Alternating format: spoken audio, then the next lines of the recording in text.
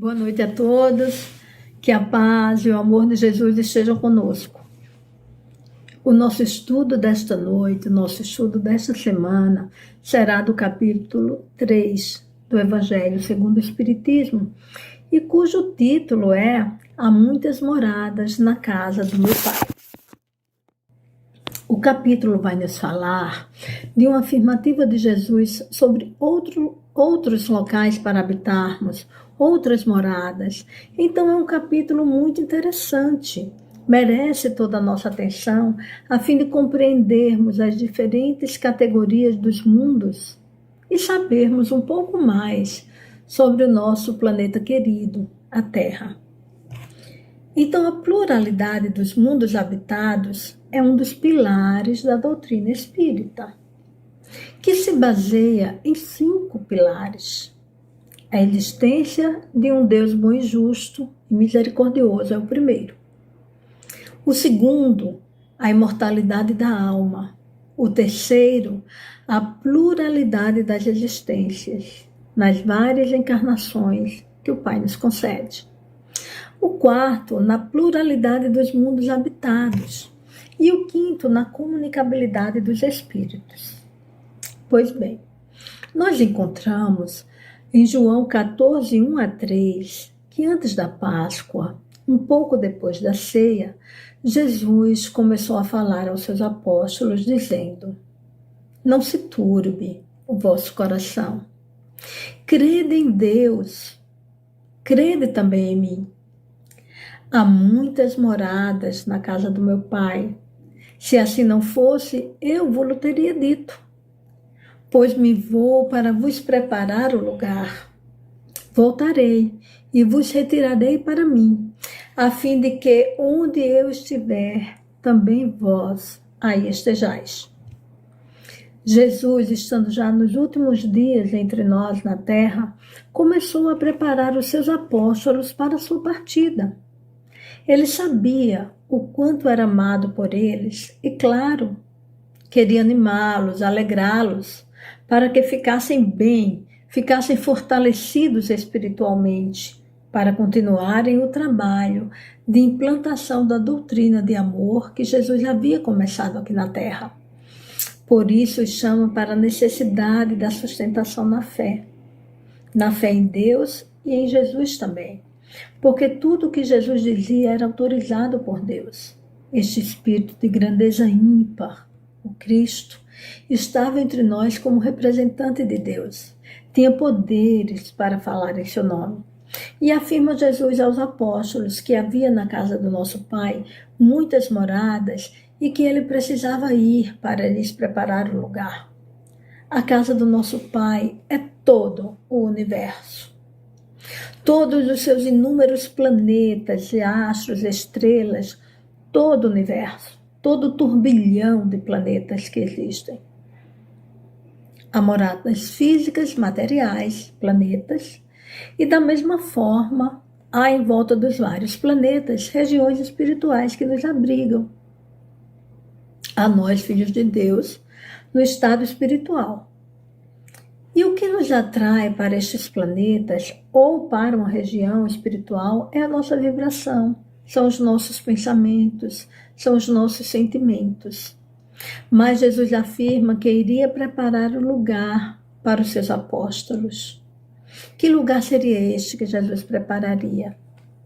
Ora, os apóstolos de Jesus ficaram na terra com a missão de continuar os ensinos, pregando a doutrina do amor, curando as almas aflitas, levantando os caídos, amparando as viúvas, ensinando a caridade, sedimentando entre nós a doutrina que Jesus veio nos ensinar.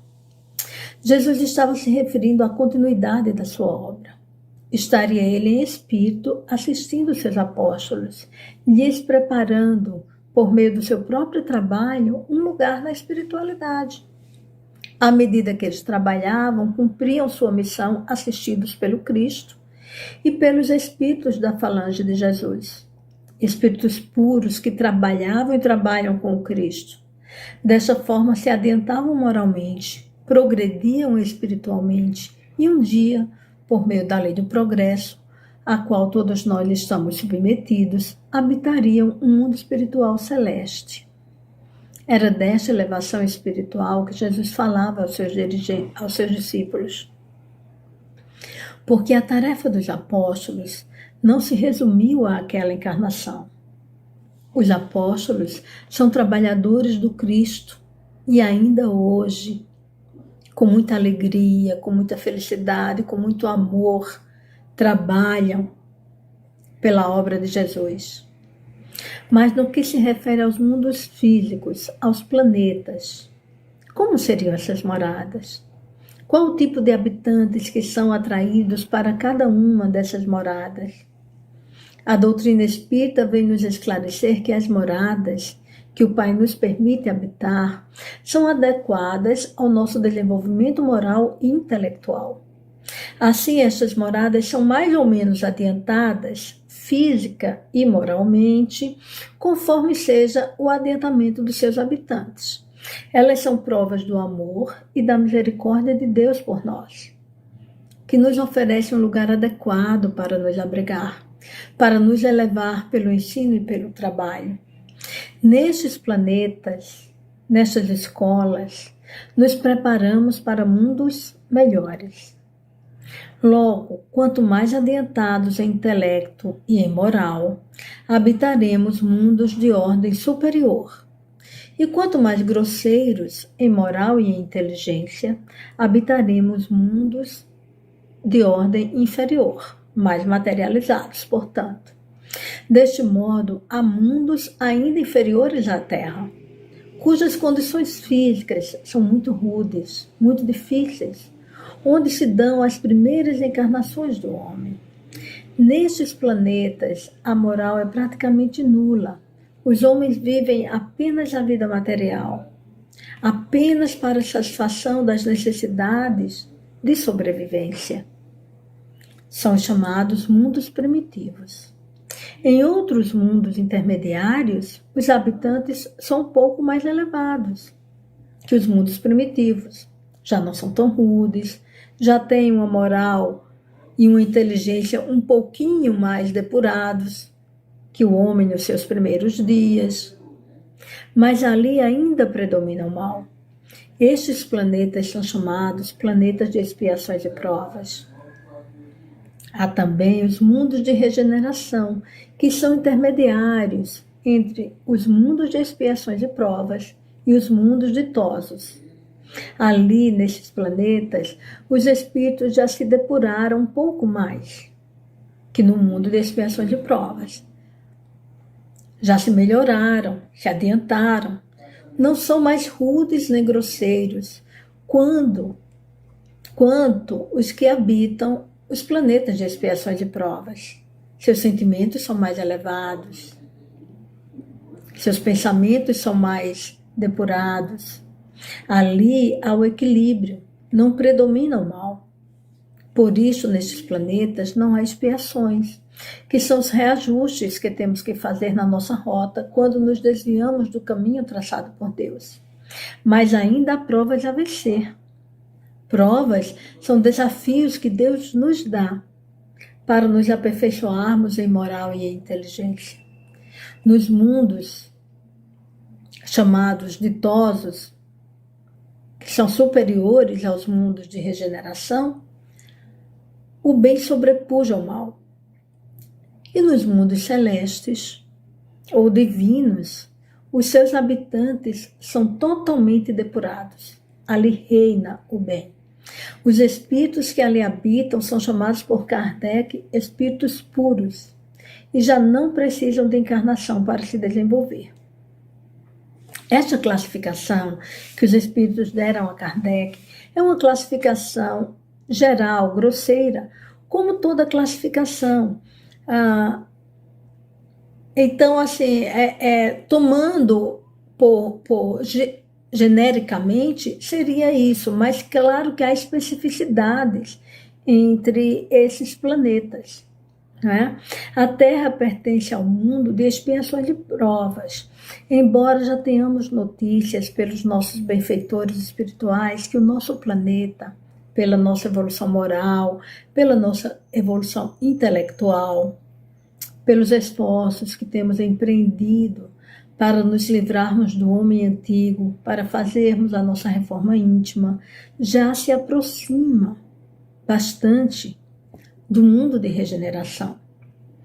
Mas não somos vinculados, nós, não somos vinculados a uma morada determinada.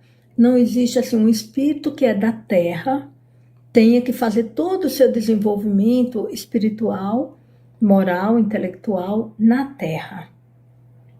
À medida que vamos crescendo, que vamos evoluindo, mudamos. De início, quando ainda nada sabemos, o Pai nos concede com muito amor uma morada simples, um lugar rústico, necessitando de muitas benfeitorias, requerendo de nós muitos esforços para torná-la segura, mais bela, mais habitável. Pois nós evoluímos e pelo nosso esforço, fortalecidos pela nossa fé, que nos impulsiona, nós desenvolvemos a inteligência moral e contamos sempre com a ajuda divina para aquilo que nos é necessário, com muito aprendizado e muito trabalho. E vamos evoluindo à medida que as encarnações se passam, até conseguirmos uma morada melhor, que, no entanto, é provisória.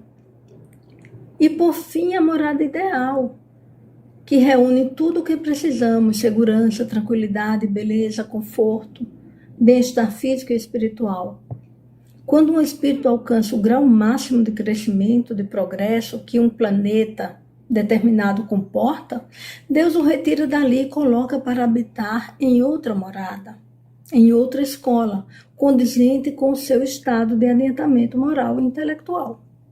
Assim, o espírito vai vivenciando novas oportunidades de crescimento, até que alcance o grau de espírito puro, onde não precisará mais encarnar e habitará os planetas celestes. Então, é como se nós estivéssemos numa escola de primeiro grau, ou num jardinzinho, num maternalzinho, de início, como a gente faz com as nossas crianças. Põe um maternalzinho. Quando ele não tem mais o que aprender, já desenvolveu a coordenação motora, já aprendeu as cores e as primeiras letras, o grande, o pequeno, o longe, o perto, os primeiros aprendizados, ele sai daquela escola, porque ali não tem mais o que ele aprender.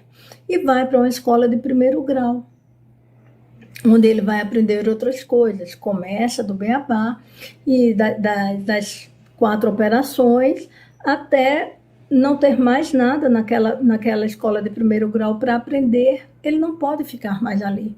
Ele vai para uma escola de segundo grau. Da mesma forma, ali dentro da escola de segundo grau, ele cresce até que ali não tenha mais nada a ser aprendido e vai para uma universidade. Cresce dentro da universidade. Quando não tem mais nada a ser aprendido ali, ele vai para uma pós-graduação.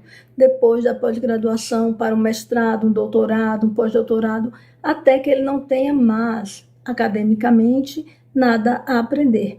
Grosseiramente, é isso, é uma comparação grosseira com o estado de adiantamento moral e intelectual dos espíritos e o grau de desenvolvimento dos planetas em que ele vai habitando. Só que nos planetas não basta ser desenvolvido intelectualmente. Nos planetas, nas várias moradas que Deus nos dá, há também e principalmente que desenvolvermos a nossa moral, o nosso espírito. Paralelamente, temos também que desenvolver o nosso intelecto. Mas essa comparação de planetas que nós fizemos, que nós dissemos, que os espíritos fizeram e disseram a Kardec, essa classificação dos mundos não é absoluta, ela é relativa. Depende do elemento que estamos comparando para classificar, como toda classificação. Se a gente põe uma cesta, vamos classificar frutas, vamos classificar pelo tamanho. Então, pomos numa cesta as maiores embaixo, as menores em cima. Mas podemos, na mesma cesta, classificar por cores. Então, vamos classificar as amarelas, as vermelhas, as verdes, as arroxeadas. Depende de como estamos classificando. Então, a classificação é relativa. Por exemplo, se compararmos uma morada celeste com a Terra, nós vamos dizer que a Terra, diante desse planeta celeste, diante desse planeta X, que é divino, é uma morada primitiva, grosseira, feia, rústica. Mas, se a compararmos com um planeta inferior, um planeta primitivo, nós vamos dizer que a Terra é um paraíso. Então, nos planetas primitivos, tudo é rústico. As plantas, os animais, as características geográficas da superfície, os fenômenos naturais mais intensos, mais fortes, as condições de vida muito mais difíceis. Portanto, os seus habitantes devem ter mais força, mais robustez, serem mais grosseiros fisicamente, embora com aparência humana. Certamente ali não devem existir leis para regular as relações humanas, deve prevalecer a lei do mais forte. Da mesma forma, não devem existir as invenções que facilitam a nossa vida, a tecnologia, porque também a inteligência se desenvolve passo a passo. Mas o nosso Pai de amor e bondade não nos abandona na primitividade, na rusticidade. Não. Lá, na consciência desses irmãos, está latente a lei divina, a intuição de um ser superior e a vontade de progredir. Este instinto é suficiente para ir se desenvolvendo e tornando o homem um ser que atingirá a angelitude um dia, a perfeição. Já nos mundos em que a moral e a inteligência do homem já estão bastante depuradas, as condições de vida são bem diferentes das que temos aqui na Terra. Mas para melhor, as condições geográficas destes mundos são mais harmônicas. O corpo dos seus habitantes não são tão grosseiros quanto os nossos. Apesar de guardarem também a aparência humana, são mais leves, mais belos, mais saudáveis, não se deterioram com o tempo como o nosso. Os sentidos, as percepções são mais apurados, os sentimentos mais nobres, irradiam das suas faces a beleza, um brilho, uma auréola, como vemos nas imagens dos santos. Nestes mundos superiores não há guerras, porque não há ambição, todos são fraternos. Não há escravos nem oprimidos, nem privilegiados pelo nascimento. Nestas moradas não há ninguém que passe necessidade, porque ninguém nestes planetas está passando por expiação. Da mesma forma, nestas moradas, há o respeito às autoridades constituídas. Por quê? Porque lá não existem autoridades destituídas de moral elevada. Os cargos de direção, de mando, de comando, só são exercidos por quem tem a moral para bem desempenhá-los. Falamos de mundos físicos, mas há muitas moradas espirituais, regiões espirituais localizadas nas proximidades das regiões físicas e que nos acolhem também no mundo espiritual. Estas regiões podem ser mais ou menos felizes, conforme sejam as vibrações dos seus habitantes, dos espíritos que lá habitem. Porque o que nos atrai para estas moradas são o nosso pensamento, os nossos sentimentos, as nossas irradiações. Podemos compreender que há ainda uma morada interna. Quem nunca percebeu isso, não é? O nosso estado de espírito, as vibrações que emitimos, também nos é uma morada, uma zona espiritual que habitamos intimamente, mesmo estando encarnados em mundo de ordem ainda não tão elevada como o nosso. Se vibramos amor e paz, estamos em nossa mente, habitando um mundo pacífico. Em nosso interior reinará a paz. Se vibramos ira, ódio, desamor, o nosso mundo interior será este, de intriga e de desconfianças, ainda que lá fora reine a paz. Ao ouvirmos ou lermos sobre estas maravilhas, pensamos, gostaríamos de viver em um mundo onde houvesse paz, onde houvesse amor, onde houvesse misericórdia, onde fôssemos realmente fraternos uns com os outros. Mas pensemos, nosso Pai não privilegia nenhum dos seus filhos. Todos fomos criados iguais. Fomos criados simples e desconhecedores do bem e do mal. Mas fomos criados perfectíveis. Vamos nos aprimorando. Pela lei da reencarnação aliada à lei do progresso, vamos nascendo e renascendo e nos aperfeiçoando pelo trabalho, que desenvolve a nossa inteligência, e pelo aprendizado das virtudes, que se dá na convivência de uns com os outros. À medida que vamos nos aperfeiçoando em moral e em inteligência, o nosso planeta vai evoluindo junto conosco. Os animais, os vegetais e até os minerais se modificam para acompanhar a marcha do progresso. Então nós pensamos, alguns podem dizer, não, eu vejo tudo sendo destruído, eu vejo o mundo pior, eu vejo o homem piorando. É que nós temos uma visão limitada, temos uma visão de uma vida que não dura 100 anos, na maioria das vezes, ou quando muito, dura um pouco mais de 100 anos.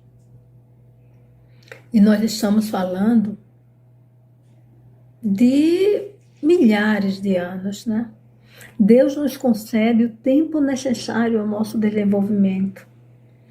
Então, mesmo que nós não olhemos milhares de anos, olhemos apenas centenas de anos, olhemos para trás, 200, 300 anos, e vamos ver, sim, a modificação para melhor que a Terra tem atingido, o progresso que a Terra tem atingido, o progresso que nós, como seres humanos, estamos trazendo para a Terra e para nós mesmos. De modo que tudo avança, tudo cresce, nada permanece estacionário. É a lei de Deus. A lei de Deus é a lei do progresso. Tudo progride. Assim como há também da lei de Deus a destruição. Mas tudo é destruído para progredir. Tudo aquilo que morre, que acaba, que revolve, é para que nasça dali uma coisa melhor. Só que nós, às vezes, não alcançamos, não vemos, porque a nossa vida material é curta. Mas se nós olharmos 200, 300, 500 anos atrás, nós vamos ver o progresso. O progresso nos costumes, o progresso nas leis, o progresso nos sentimentos, o progresso na maneira de vivermos, na nossa crença, na nossa compreensão, na tecnologia, na ciência. Mas voltando lá no início, quando Jesus disse aos seus apóstolos que ia lhes preparar uma morada, será que ele estava se referindo apenas aos seus apóstolos? Será que só para eles Jesus estava preparando um lugar, um planeta, um lugar espiritual, onde habitem apenas 12 pessoas, 12 espíritos? E Jesus? Não. Jesus estava se referindo também a todos nós. Em Mateus 28, 20, encontramos que Jesus disse: estarei convosco todos os dias, até o final dos tempos. Querendo nos dizer que estaria nos assistindo espiritualmente, até que nós conseguíssemos avançar em moral e em inteligência e alcançássemos mundos melhores, mundos celestes. Somos todos nós, pequenos trabalhadores, pequenos, mínimos trabalhadores da seara do Cristo, da seara do Mestre. A todos devemos ensinar, por meio da palavra, por meio dos nossos atos, do nosso trabalho. Devemos ensinar pelo exemplo. Também para nós, Jesus está preparando um lugar especial. Mas ele precisa que façamos a nossa parte, que trabalhemos o nosso interior, os nossos sentimentos, procurando nos libertar dos vícios do homem velho, desenvolvendo as virtudes que ele nos ensinou, até o dia em que, depurados das imperfeições morais e fortalecidos intelectualmente, não precisemos mais da morada física para nos desenvolvermos, e aí habitaremos mundos espirituais celestes, onde reina a paz, o amor, e onde trabalharemos ajudando o Pai na administração das suas várias moradas, porque há muitas moradas na casa do nosso Pai. Que o nosso Mestre nos ilumine hoje e sempre. Obrigada, uma boa noite.